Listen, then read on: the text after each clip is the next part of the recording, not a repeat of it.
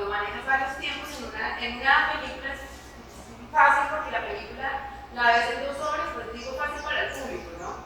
La ves en 2 horas y resuelves lo que se inició a las 2 horas. En una telenovela de 100 capítulos, manejar los tiempos es difícil porque si te perdiste un capítulo, pues después ya no sabes dónde está ni nada, pero entonces es un poco difícil en las novelas, pero pues se siguen haciendo y los libretistas les gusta trabajar mucho el ir y volver en el tiempo, que es difícil de manejar en las telenovelas, que es chévere, pero pues es complicado. Pero si están tan separados los tiempos, hay unos recortes y a veces hay sí, flashback es un recurso de edición que es ir a una escena, pero alguien decía que el flashback se usa cuando tú ya no tienes nada más, haces problemas en una escena, entonces al flashback para poder ver.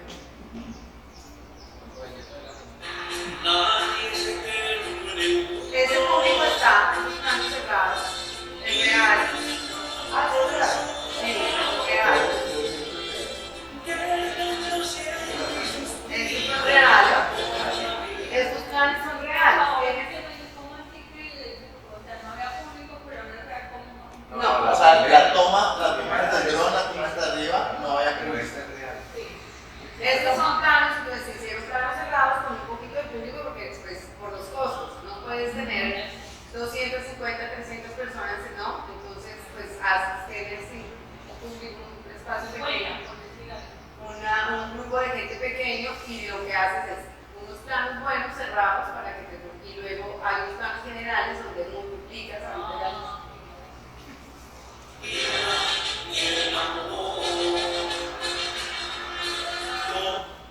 Acá, por ejemplo, este público es real, ¿cierto? Este es un plano general y este público es real. Y aquí hay unos pocos reales. Estas escaleras estaban desocupadas. Esto se llenó en VFX. Se multiplican las personas en efectos especiales.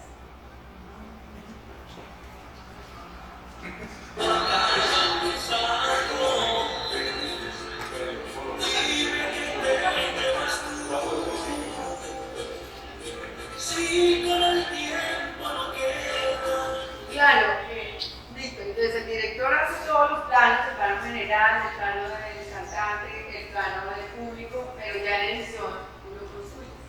Tú dices, voy aquí al plano general, voy aquí al plano cerrado, voy aquí. Y fíjate que es intentar sentir que te metes en el concierto y no estar pensando en el corte. Pues que ahí me metieron eso. O sea, el televidente no puede estar pensando en el corte. El televidente nunca se va pensando en el corte. El televidente se va pensando en la emoción. Y esa emoción pues va a generar la edición. ¿Cuántas cámaras hay ahí? Eso lo hicieron con 3 cámaras más el dron. 4 cámaras? Sí.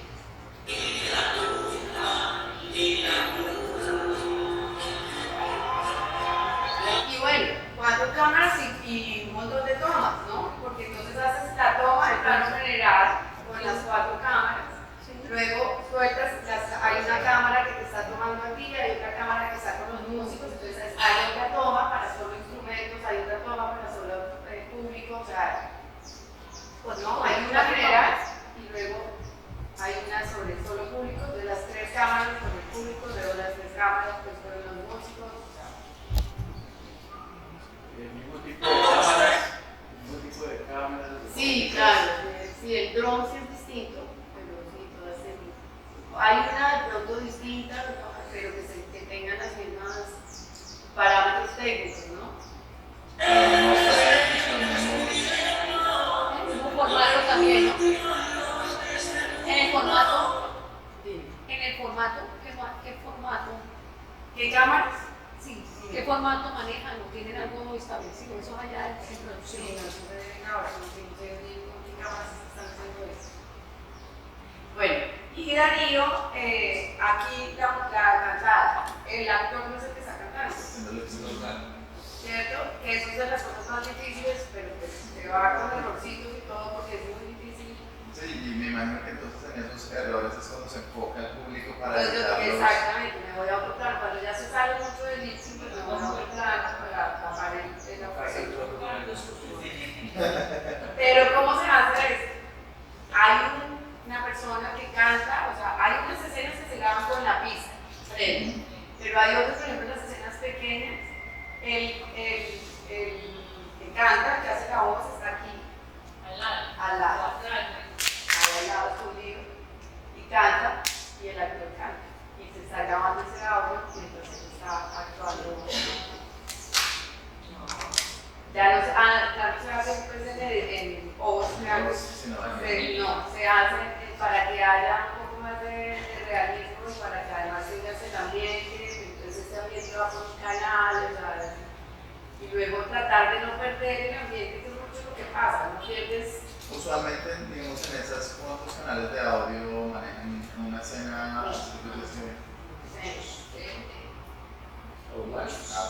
En escenas de sí, tanta multitud como las por ejemplo, entonces donde está cantando en ambientes, como está al lado de un río, está pero no, son como 10 canales, más o menos. Sí, 10 canales. igual y los platos. Pues depende de los actores, ¿no? Cada actor tiene su, depende de los personajes que hay en cada escena. Si tienes una y tienes el boom también, ¿no? El boom es el que está recogiendo el ambiente.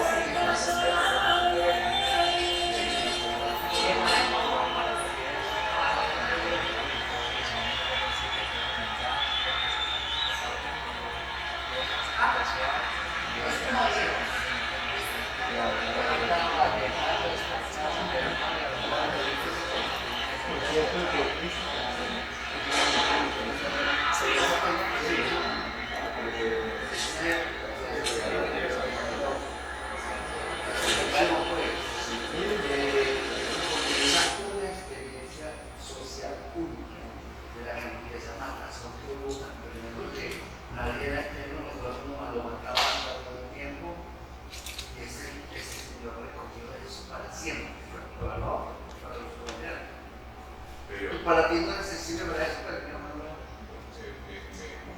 A mí lo que me pasa con este señor es que le digo todo un dramatismo, claro, cuando uno lo vive el dramatismo está, pero yo no soy capaz de sentir ese dramatismo porque no he vivido esa relación con la muerte de repente infantil. Entonces no soy capaz de mirar un poco lo que hablábamos ayer de Jaime Garzón, ese dolor que se refleja en la historia, el dramatismo que hay, que se vive, yo no soy capaz de estar. Entonces, bajar aquí en Onda al barrio donde vivía Morano, que es el barrio del despecho, en esos lugares están encerrados en las todo el rato y bebiendo cerveza y muy despechados todos. Eso es un ambiente muy caribe. Sí, ese es el realismo mágico nuestro. Nosotros tomamos 3 aguardientes y nos transportamos al momento en el que llegamos los 90. Y cualquier colombiano que estuvo entre los 80 y los 90, es difícil que no vive con ese azar en que se vivía. Nosotros vivimos aquí en Bogotá, las bombas y todo eso, y la gente dice que ustedes cómo viven en eso. Y uno salía y se subía en un bus, iba y hacía las vueltas, y estuve aquí y a la media hora, ¡pum!, volaron. Sí, entonces pasaba y ustedes cómo hacen, pues es que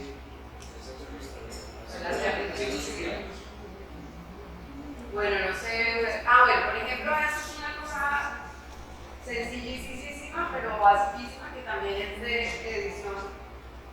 La decisión de poner los años así, la ubicación. y como la herramienta, el diseño que yo escogí para Darío en los pasos del tiempo fue letra grande.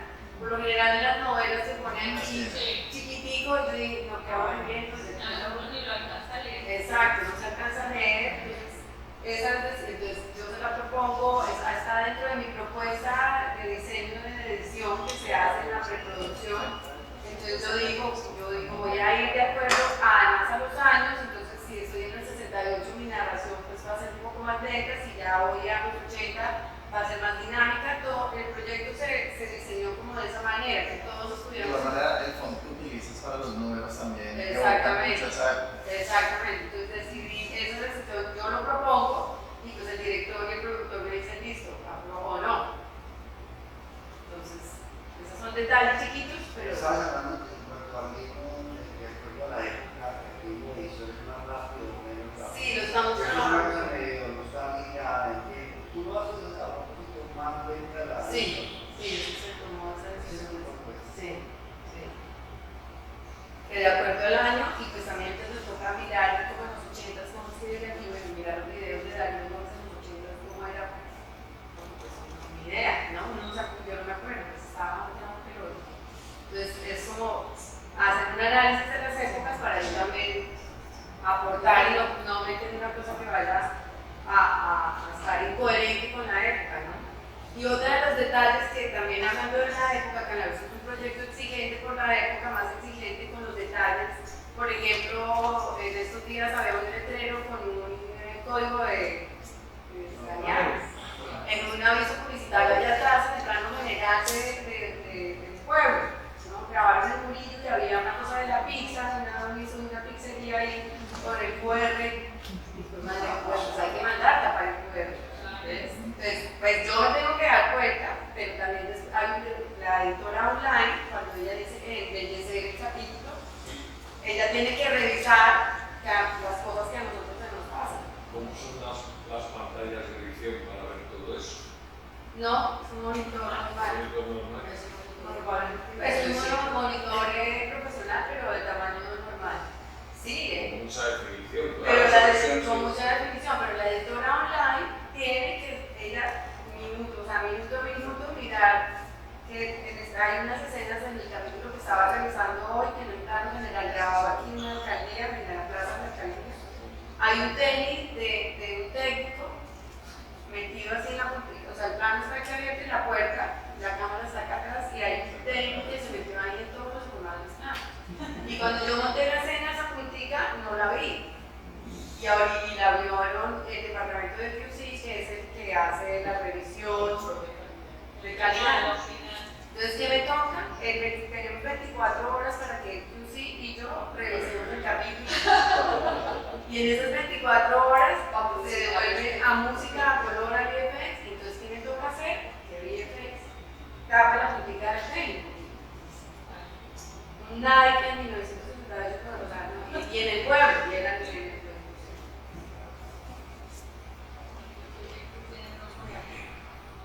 Sí, yo tengo un ojo enfermo, ¿verdad? O sea, es muy caro, mis hijas, no, o sea, mi mamá, por favor, o sea, el cubierto, o sea, ya se ve uno, Mamá, estamos en la casa. un poco enfermo, sí, En la no, casa, mamá. desde se enferma el ojo. Bueno, no sé, eso ya lo vimos. Entonces, aquí la novela, la estructura del libreto tiene que nos vamos al pasado, a la escena de la muerte del papá, ¿no? O sea, nos vamos a 1968.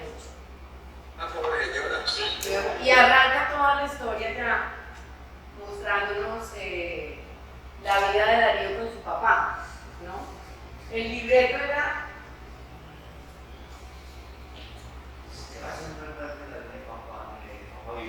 ¿Dime? Nos vamos ahí a la muerte, bueno, es el libreto. Se devuelve.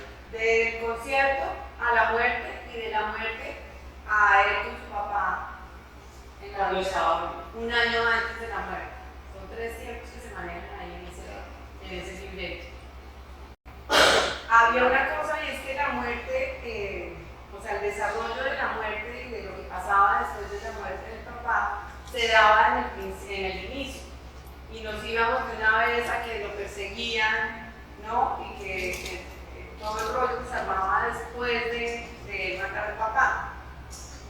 Se tomó la decisión de ir mejor, más rápido a la relación de padre e hijo.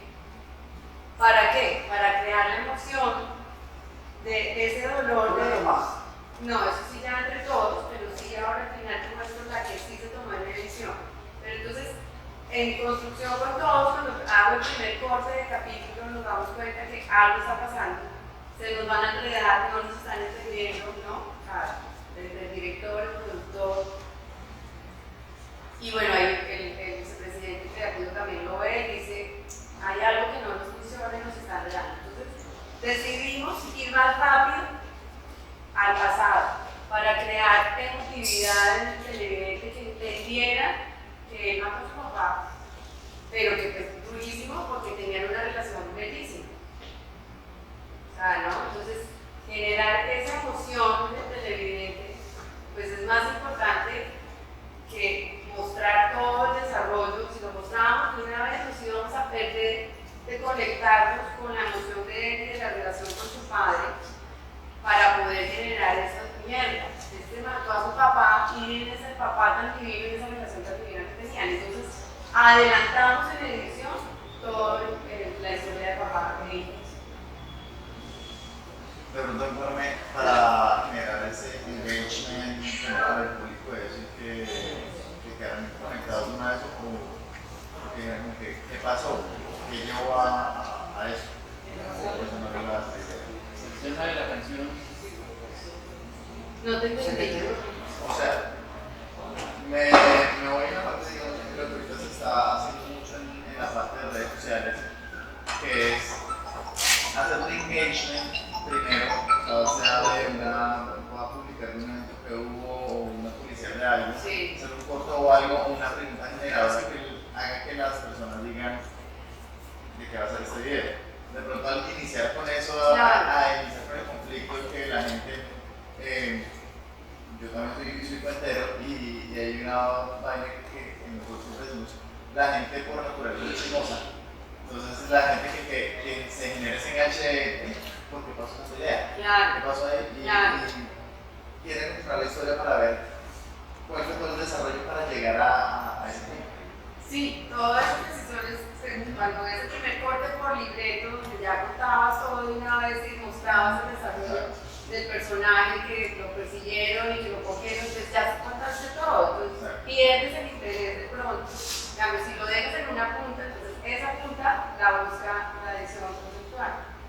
Entonces les propongo y les digo, me parece que si nos vamos aquí, puede ser mejor y no contar todo el show de una vez y dejar una punta para que el televidente vuelva otra vez. ¿Y qué es lo que hacen cuando, por ejemplo, a finales de temporada o en series, generan ahí como pum, pasó algo de que... O el final del capítulo. Entonces yo siempre trato de buscar una punta para que el televidente quiera ver el siguiente capítulo. Si yo les cuento todo y no dejo una punta, pues dice, no va a pasar nada. Pero si tú ves que este man llegó a buscar a la vieja y la vieja no está, pero entonces se asoma y no muestras nada más, sino que ves la ventana del personaje, entonces tú dices, quiero ver el siguiente capítulo. Lo Sí. único que yo sé. Sí. Si encontró el amor, encontró el amor de su vida. Entonces, desde esos detalles, la edición conceptual está armando todo el cuento, ¿ves? En el detalle, pues, más bien como un crédito que puede hacer la diferencia, hasta el detalle grande de decidir si yo me voy aquí en esa parte de la historia al pasado, al presente o al futuro.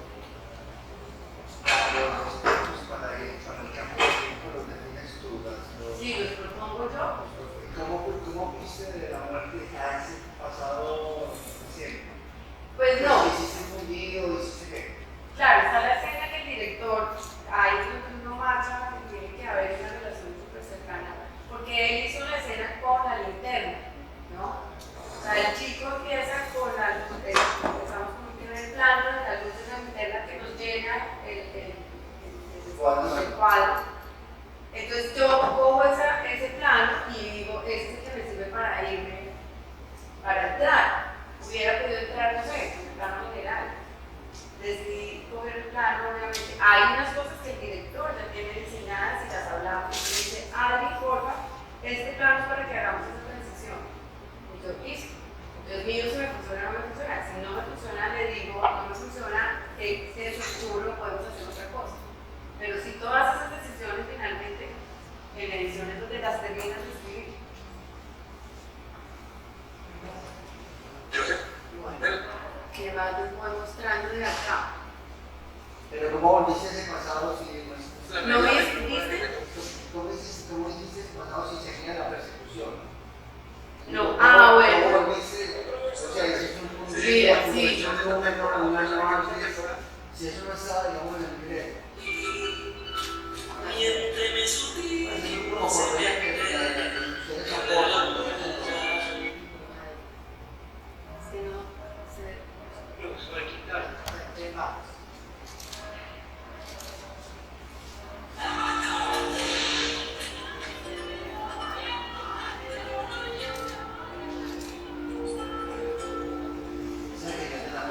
este es el final de la muerte.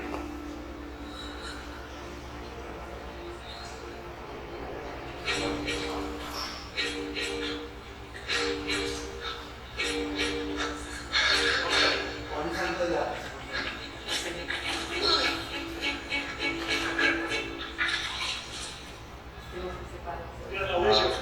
Él se cae. y pones otra vez el Claro, de la pero te voy a dar, hay un plano donde él se cae, Sí. ¿cierto? Y no sé, pues se me ocurrió que ese plano es el que me servía para luego retomar más adelante. Eso sí esa decisión la tomé. La intuición.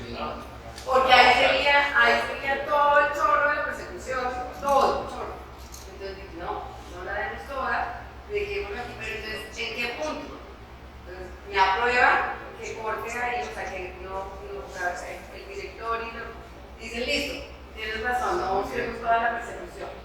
Pero ¿en qué punto vas a cortar? Para que se entienda y no el televidente se vuelva un 8 de intuición. O sea, rebusco, sentí el plano de él, el primer plano cayendo al piso, donde uno dice, mierda, no van a Lo coger. observaron. Y me voy a 1967 a mostrar la relación con su padre. Y de cierta manera eso también genera el engagement que te decía de ¿y qué pasó en la tu primero no lo cogieron y Exacto. después tienen que pues, seguir viendo. Y luego al final retomo con el plano de Sí, ese mismo plano, claro, me busco un enganche que me lleve y ese mismo sea el que me traiga. Entonces retomé con él en el piso. Y ese nombre lo diseñaba así, sí, lo tenía la del Blitz, para volver al pasado. La época sí está definida, claro, la escena dice, en la escena 5 nos vamos a 1967. Sí, eso está definido. Ahí con esa escena se arrancaba la historia de ellos en 1967. Eso está escrito en el libreto.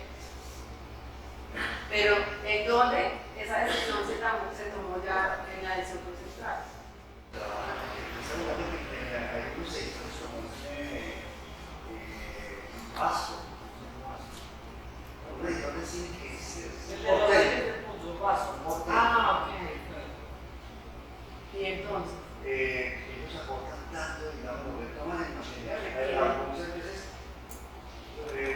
ellos piden el crédito guionistas.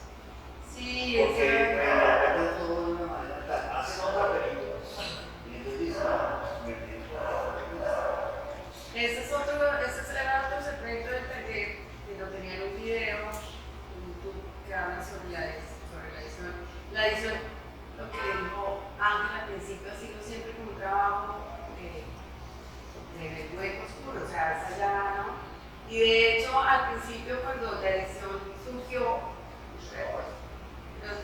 la edición eran unos empleados, era un empleado, no era un creativo. Operario de máquina. Era un operario de máquinas porque el director se sentaba con él a cortar. Porque el director el lo definía. Porque el guión, sí, pero Respetaban totalmente. sí, cuando empezaron, que al principio el cine era plano secuencia solamente y colocaban una cámara en la calle, ¿cierto? A grabar, a filmar, perdón, y no existía el corte. Entonces hubo un momento en donde se pensó que el cine, que tú debes saber más de eso que yo, iba a fracasar. El cine iba para abajo porque la gente se aburrió de ver películas de la vida real. Entonces decían, si yo estoy viendo lo que voy a la calle a ver, ¿para qué me voy a pagar una boleta de cine para ver lo que estoy viendo en la calle? Entonces surge el corte. Entonces cuando se inventan que el corte puede generar otras emociones distintas.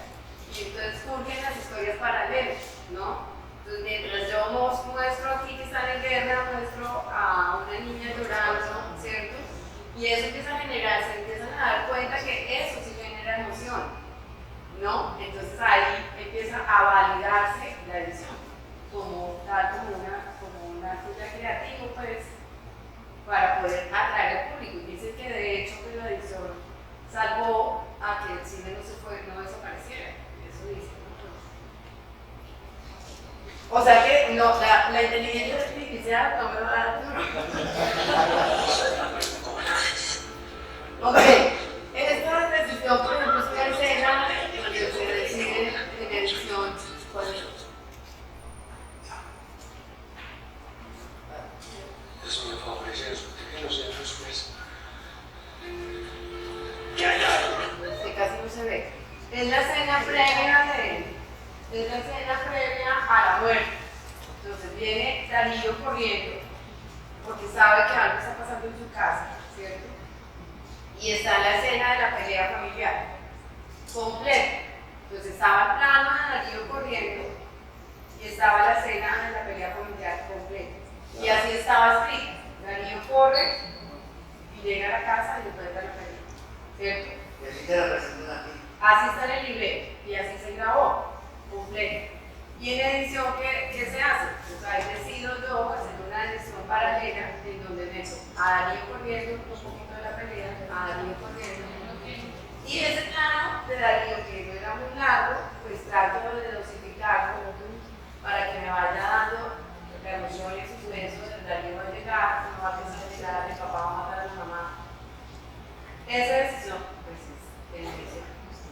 Porque el libreto dice Darío corre, y la familia pelea. Esos son dos escenas. Y yo lo vuelvo en una secuencia paralela. Y esa decisión pues se toma, y claro, a ver el director, y dice si está bien o no. Pero solo ven el primer capítulo, ya en los demás capítulos, no, nadie los. La productora.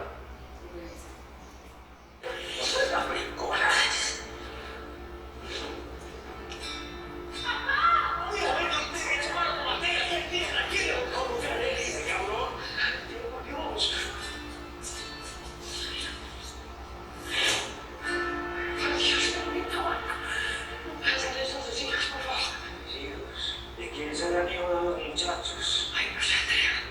No sé, Andrea. Dios mío.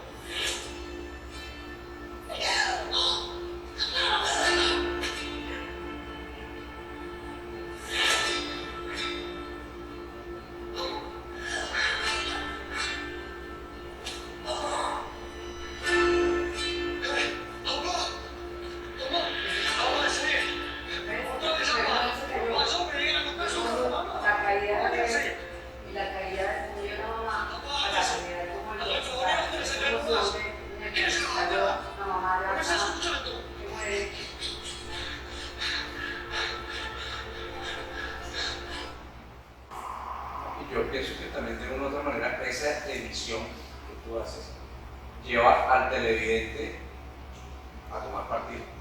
Claro, A tomar posiciones. claro. Uno podría decir, ese combate termina más la pompa, porque la escena te lleva a eso. Y habrá el que diga, es que esa vieja es más, yo no sé cómo no mataron a esa vieja. Va a terminar matando al chico. Pero la decisión es la que logra meterte en el cuento, y ahí vuelve el tema de lo que tú decías, de dejar esa punta para enganchar el otro. Porque si no la dejo, pues ya como que tú adivinas, dices, no, pues ya eso va, lo que va a pasar es eso. Ya le resolví el problema al televidente. Televidente, y esa no es la idea. La idea es que el man siga enganchado hasta el último capítulo, y ojalá pidiendo una segunda temporada que ya vamos a dar ahora. Claro, pues esa es la idea, no para que se mate. Eso es así. Pero sí es súper clave entender que es un trabajo de grupo, ¿no? O sea, el editor trabaja con lo que todo grupo y toda una estructura ha hecho para poder llegar y en edición tener material. También necesitas tener el material, ¿no? Si no tienes un buen material, pues se complica y pues sí, hay escenas que uno dice, ¿por qué hicieron esta escena así tan fea? Y que es la pelea que yo decía con mis editores. Entonces, pero es que mira cómo hicieron esto tan feo. ¿Cuál es tu trabajo? Que te traigan hecha la escena perfecta. Entonces, para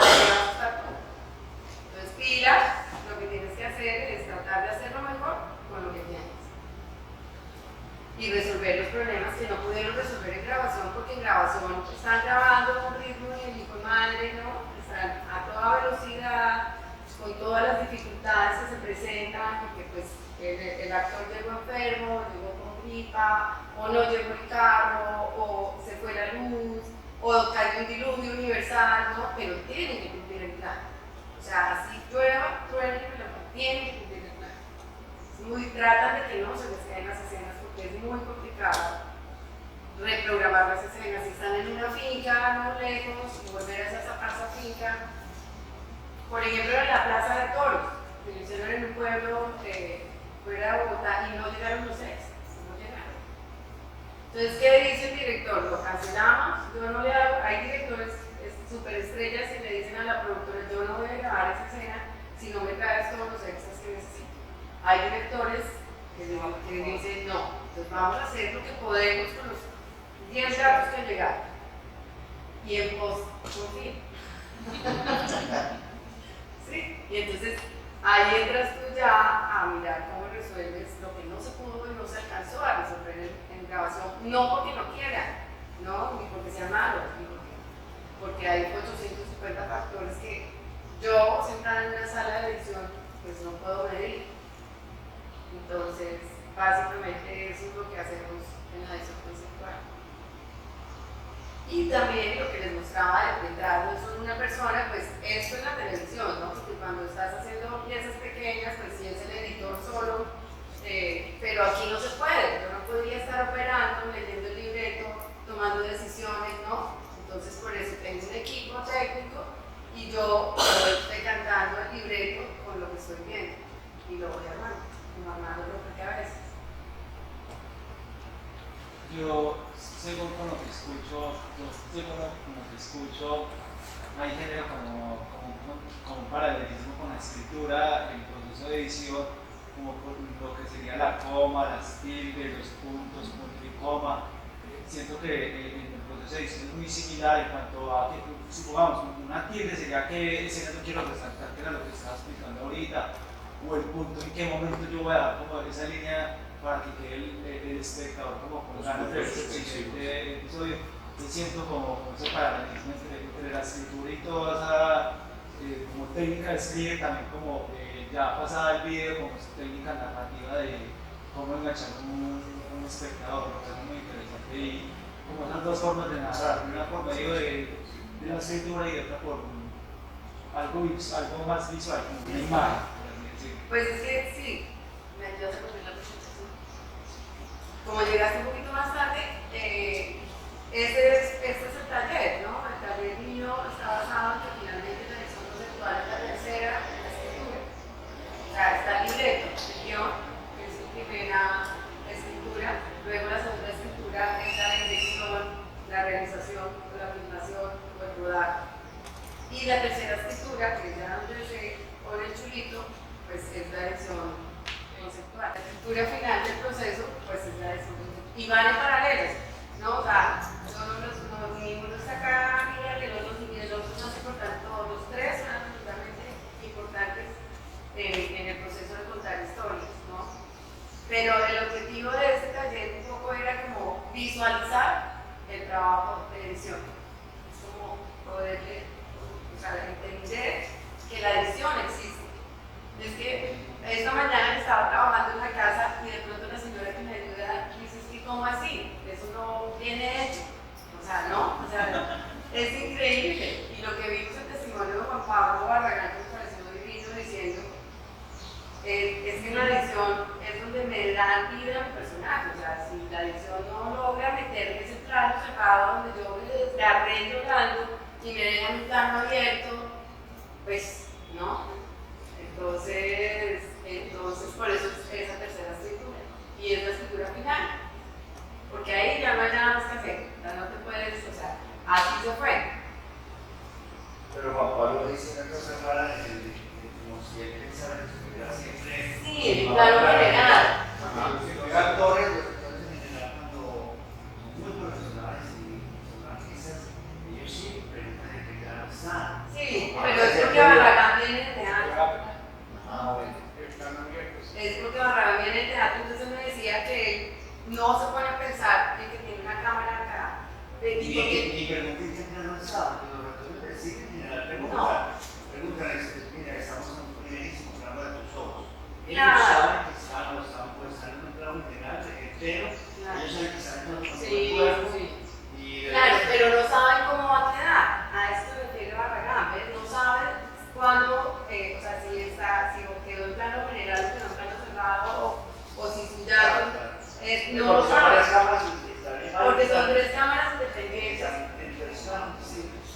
Antes, cuando era lineal, se ponchaba. Entonces, por lo menos el actor subía a la móvil y veía al director y decía, déjame ver la escena. Porque ya venía ponchada, ¿no? En grabación el director era el que ponchaba, editaba. Desde grabación él ya editaba un poco. O sea, en edición ya llegaban las escenas armadas, las escenas. Y ya tú tenías que ajustar dentro de las escenas y ya armar el capítulo.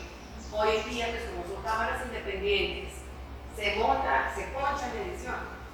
¿Ves? Entonces nadie sabe cómo va a quedar la escena. Antes era, el director tenía el control y sabía cómo quedaba la escena, ¿no? Y yo me acuerdo porque cuando era script, entonces el actor subía corriendo y déjame ver la escena. Entonces podían ver la escena de una vez ponchada y veían, ay no, déjame, hagamos otra porque no di lo mejor de mí, déjame hacer otra, ¿no? Ahora dicen también déjame hacer otra, pero no pueden, pero porque la sintieron, no porque vayan y vean cómo quedó la escena, ¿no? Entonces hoy en día, como es cámaras independientes y todo se arma en la sala de edición, nadie sabe cómo va a quedar la escena finalmente. Entonces para todos es mucho más sorpresa y para los actores ver al aire, ¿no? Sus escenas y te pueden echar la mano, te pueden dar las gracias, como te contaba con el personaje este chiquito que me escribe y dice gracias por darle vida a mi personaje. Sí. Yo llegué también un poquito tarde, entonces no sé si hayas tocado este tema y viene conectado a lo que estamos hablando. La pregunta es, desde obviamente tu experiencia, ¿cómo manejas la subjetividad del trabajo de edición? Sí, porque digamos tienes unos editores a tu cargo, puedes tener un director también que te está diciendo espero esto, o bueno, o un actor que inclusive dice ese no es mi ángulo. Bueno, ¿cómo manejas esas expectativas o cómo hay una negociación de pronto algo que a ti te gusta mucho, que sientes que es la solución, que está bien, y de pronto el director dice pero quiero otra cosa, o el actor dice quiero otra cosa, no sé, a mí me ha pasado que dicen pero yo sé que hay otra toma, y uno dice no, yo sé que no hay otra toma, esto es lo mejor, ¿sí? pero va a un lugar subjetivo en medio de lo técnico, que es el trabajo, puede ser totalmente subjetivo. ¿Cómo negocias esa parte? Bueno, yo creo que ya es cancha. Por eso te pregunto. Porque les contaba al principio que, pues, cuando era más chiquita y todo, entonces yo, no, pues peleaba porque yo creía que la escena era así y peleaba por cosas que hoy en día ya no peleo. Depende si yo siento que el director quiere algo, pues lo que pasa es que, retomemos, hay un trabajo previo que es el diseño del producto, ¿no? En donde entonces cada uno dice, mi propuesta es esta, mi propuesta de edición es esta, mi propuesta el director me dice algo, lo que yo quiero es esto. Entonces nos ponemos de acuerdo. Esos acuerdos están previos, ¿no? Y ahí ya arrancamos. En el día a día y en los capítulos de pronto, si el director me dice no me metiste tal cosa, pues le digo déjame y reviso, voy a revisar el libreto. Y era algo que yo le mostraba, le contaba a Víctor, ahora he sido con mis editores de libreto, soy súper cuchilla con el libreto. Entonces yo soy súper respetuosa con el libreto y con el trabajo del director. Entonces tienen que leer el libreto, tienen que leer las anotaciones de la script. Eso es lo más importante porque si el plano de la mancuerna en la primera escena no lo meto, ¿entiendes? Es importantísimo que con las mancuernas, pues el director va a venir a decirme algo que pasó con el plano de la mancuerna. Claro. Entonces pues ahí es, listo, déjame reviso, no lo vimos, lo meto. Y también puedes justificar un cambio. Y justificar un cambio, claro. Por lo general, cuando cambio algo mucho, le mando la escena al director, le digo, mira, hice esa escena así, ¿cómo te parece? Pero por lo general soy muy autónoma. En RCN tenemos conceptual somos súper autónomos y tomamos las decisiones. En Caracol, no tanto, en Caracol toma las decisiones el productor de edición. O sea, el productor revisa el capítulo y es el que dice sí, sí o no. Y toma decisiones de cambio de escenas, de mover, de quitar o poner. En RCN, básicamente, pues el editor conceptual, que es súper autónomo, toma las decisiones casi todas, pues de la edición y del montaje del capítulo. Entonces, y bueno, no sé, me ha ido bien. Soy muy juiciosa con el libreto, con el reporte de script, y friego a los editores para que me miren el reporte de script. Es que si se gastaron un montón de tiempo, ¿no?, haciendo un trabajo, pues yo les digo, por favor, o sea, esto no es como pegue, corte y pegue y ya, no. Para eso hay un libreto, para eso hay un script que hace un trabajo en el tremendo. Les decía que es el trabajo más importante para mí en grabación. Que la script es la persona que recorta todo, ¿no? Queda toma uno, queda toma dos. Adriana, por favor, no vayas a usar este plan porque Mauro no lo quiere, o sea, el director no lo quiere. Adriana, por favor, o sea, pues yo les digo a los editores de libreto, me miran el libreto, por favor, y yo miro el libreto. Entonces yo soy la que me doy cuenta, no el director, dónde está este plan, por qué no me metieron en este plan. Y pues ahí me toca regañar y rescatar, no alcanzo a hacerlo, pero porque soy muy necia con eso. Entonces por eso me evito rollos de que el director diga, no me metiste eso. No me pasa mucho. Gracias a Dios. Y por eso me demoro también un poquito más, ¿no? Porque sí me toca estar muy pendiente de script. Estoy muy pendiente del script. Usted es muy tarde.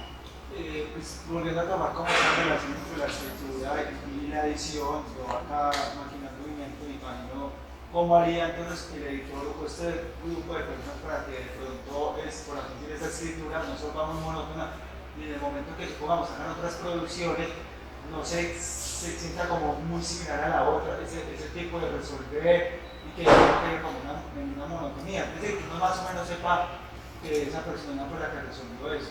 O eso no ocurre. O sea, que sea visible que el editor fue el que resolvió. Sí, por cómo resuelve, supongamos, yo supongo que hay editores que utilizan cierto tipo de planos o utilizan cierto como clichés. Ok, sí. Pues mi sello, que te decía Víctor hace un rato, es un poco la edición invisible. La edición donde no se sienta la edición.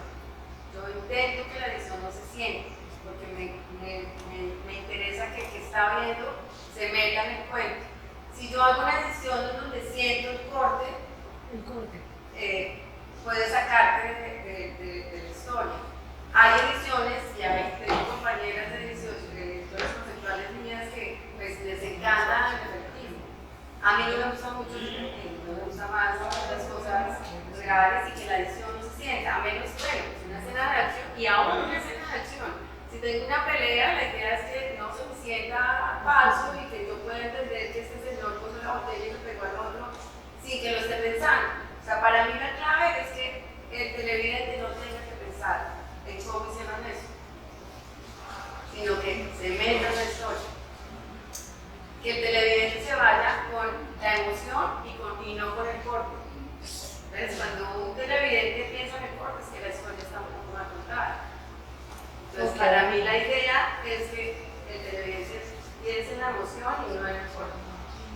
¿Cuál es una edición invisible? Una edición invisible.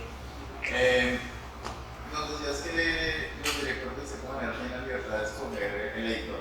Con este editor, Sí. tú también como editor tienes esa libertad de escoger proyectos. Cada vez menos. Cada vez menos. Antes sí había como más la posibilidad, yo lo sabía, pues antes además se producía un montón de telenovelas al mismo tiempo. Entonces yo a veces hubo momentos en mi vida en donde estaba con una novela terminando en 3 meses, empezando la otra.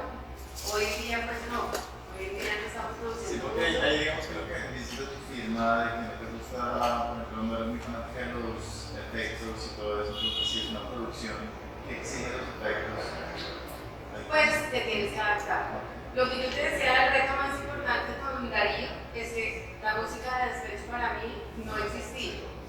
sea, esa música para mí me parecía feísima, me tuve que acercar, entenderla y enamorarme. O sea, ahorita, pues, o sea, entiendo perfectamente cómo Darío escribe esas canciones, por qué las escribe, y entiendo por qué al público le encantan tanto esas canciones, por qué a nuestro país les encantan tanto esas canciones. Entonces me reconcilio con algo con lo que yo ni siquiera existía, no tenía Pero portada. no puedes generar esa emoción si no la tienes. Claro, si no la tengo, si yo no me enamoro de la historia, si yo no me enamoro de... Y hay una cosa importantísima en la edición, que a pesar de que te enamoras, hay una cosa que dice Steven Spielberg que viene en el video y dice: el único que está más objetivo de todo ese proceso creativo es el editor. ¿Por qué? Porque pues yo no estuve las 24 horas grabando allá ese plano, sufriendo, no soy el actor, no soy el director que digo, pero si duramos haciendo esto 850 años, ¿cómo me lo quitas? Pues qué pena, pero así haya durado, no funciona. Entonces el único que tiene esa objetividad real, entre comillas, es el editor. Pero si tienes que enamorarte, tienes que hacer, si sigo odiando la música del despecho desde el día 1, pues no puedo hacerlo, porque me toca decir que pena, señores, pero busquen a otra editora que haga esto, ¿no? Entonces sí hay un reto, y es enamorarte de historias que tú no las escribiste, pero tienes que creer en la historia, tienes que creer en el trabajo del director y tienes que creer en el trabajo del libretista. Si no crees en ellos, pues... Entonces sí puedo escoger, pero el director y el productor se llama el equipo y le pregunta al director. Entonces yo hice con Mazo Rico, me fue bien, desde era la primera vez que trabajábamos juntos. Es un matrimonio a distancia, ¿no?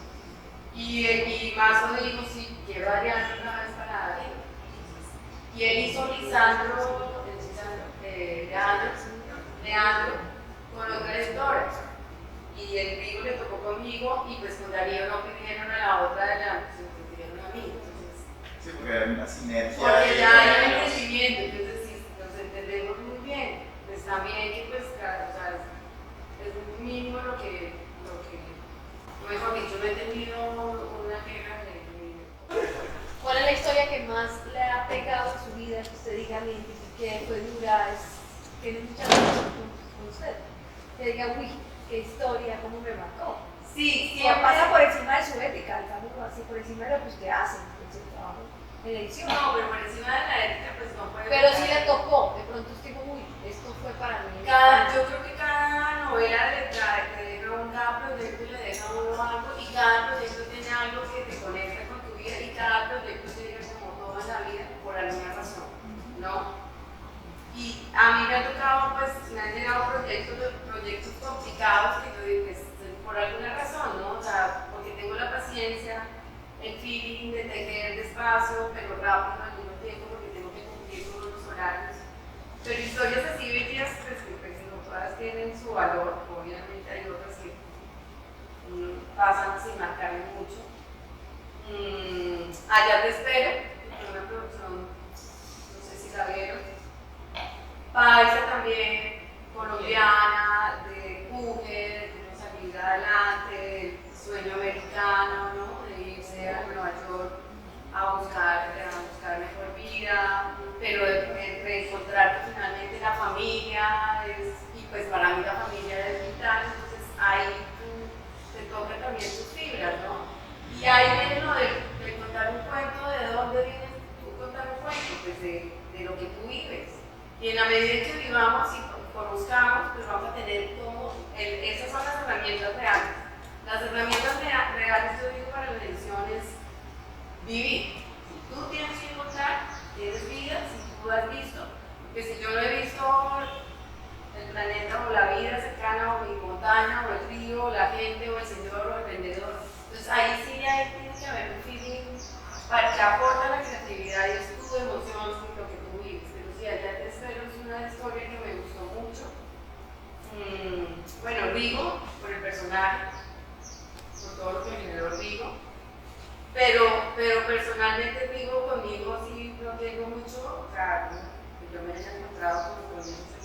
El colombiano guerrero, o sea, las historias colombianas las amo, las historias nuestras me parece que y poder seguir rescatando eso, ¿no? Para que no perdamos nuestra identidad y para que el mundo además conozca también de otras maneras nuestras, no solo en narcotráfico, tenemos un montón de personajes en nuestro país maravillosos que se la han guerreado. Yo no tenía ni idea de la historia de Darío Gómez, o sea, y en cada canción de él se la vivió. ¿Ves?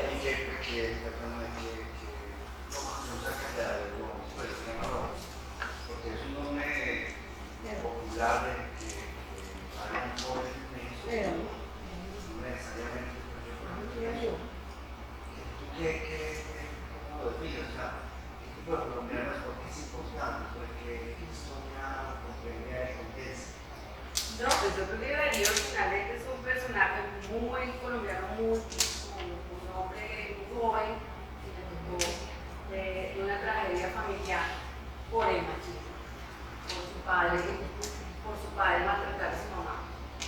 Y él entró a defender a su mamá y en esa defensa termina matando a su papá a los 16 años. Entonces, creo que de ahí parte la vida de Darío y se le debió partir la vida en dos, porque además el papá era su personaje. O sea, él amaba al papá, lo idolatraba y matar al papá, pues imagínate, en un accidente por defender a su mamá. Y hay una cosa súper bonita que tú no odias a Darío por matar a su papá, ¿ves? Porque él no es un personaje malo. Y como está contada la historia, nos está permitiendo ver esa parte humana de Darío, un chico de 16 años, que por defender a su mamá termina matando a su mamá, ¿no? Y la canción que todos no sabemos, nadie es eterno en el mundo, que ¿cómo fue esa, llevar eso? Porque es como un niño ya. Hay que verla, Ya nadie, todo el mundo se lo sabe, no lo sabemos. Bueno, yo al principio escribieron aquí que era la edición, ¿no? Les cuento que les traía un ejercicio divino y íbamos a cortar y íbamos a armarla, pero no nos dio, o sea, el tiempo, necesitábamos. No, lo podemos llevar para la casa. Claro. Exacto, entonces esto es lo que es la edición, finalmente. Tú cortas y armas y todo. ¿De dónde la armas? De ti mismo, de lo que tú tienes en tu disco duro, en tu corazón, en tus El emociones. ejercicio era. Entonces, cada uno cortaba les iba a dar y cada uno lo cortaba y llamaba la historia como la que iba a armar. De las llevas a tu casa. Perdón, ahí haciendo un poco eco de lo que tú decías, Adriana, de armar el tema y contar la vida de Darío, pues no debe ser fácil contar una historia, si lo hiciéramos fríamente, de un asesino sin hacer apología del delito. Porque es que finalmente, si lo llamamos mató a su papá, pues es un asesino.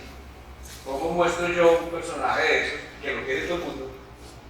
Porque es que ninguno de los conceptos, ninguno salía a gritarle matón por haber matado a papá. Ninguno. Pero ahí muestran cómo fue. Claro, pero digo es, ¿cómo ¿Cuál es la poscontra de la entrega? ¿cómo yo logro eso? Que la gente más bien se enamore de él antes de juzgarlo.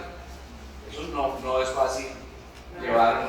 Mucha gente seguramente va a descubrir por primera vez la historia de Darío, que nadie sabe eso. Nadie sabe esto, nadie lo sabía. Tengo una última pregunta, es muy técnica, voy a la parte técnica.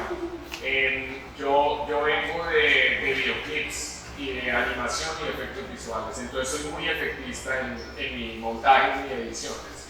Parte como de mi estilo y de mi propuesta. Pero entonces la pregunta es, porque me ha pasado, cuando a ti te llega, hablabas de las escenas de acción y el compañero también mencionó cuando te toca ser efectista, digamos cuando te llega una escena de efectos visuales que tiene integración con animación y cosas así, ¿tú cómo la editas? O sea, ¿cómo la recibes? ¿La recibes como en un boceto de montaje? Porque pues digamos si la recibes ya montada, pues obviamente se vuelve el negociar un trabajo carísimo que se hizo de postproducción, y si a ti no te gusta la escena o la cortas, ¿cómo No, haces? es que no, les mostré la primera escena de Darío, que es concierto. Ajá. ¿La quieren ver? ¿Quieren verla? Bueno, el caso es que esa escena se monta sin los efectos especiales, porque es un concierto. Ajá. El concierto no tiene el público, una plaza de toros llena, porque no puedes tener 1000 personas en una plaza de toros. Entonces ahí se hace multiplicación de personas en el VFX. Sí. Yo monto la escena primero con los planos sin los VFX, iba a VFX primero, además también por Laura. No les puedo enviar todos los planos que ellos saben, hay que montar la escena. Y después de que yo monto la escena, la mando a VFX. Entonces aquí, por favor, pongan más gente, aquí, aquí, es primero el montaje y luego los VFX. Ya, listo.